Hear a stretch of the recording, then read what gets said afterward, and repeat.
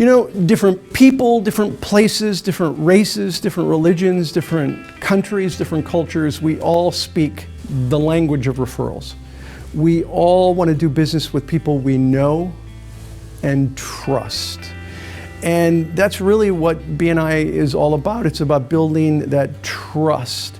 I think one of the most important things that I've learned in the last 30 years of running this organization is that networking is more about farming than it is about hunting, that it's about cultivating relationships with other business professionals, and that can happen all across the world.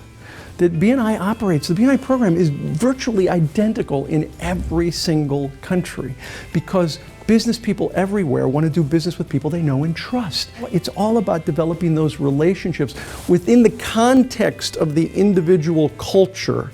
Within that context, developing trust and relationships and generating referrals.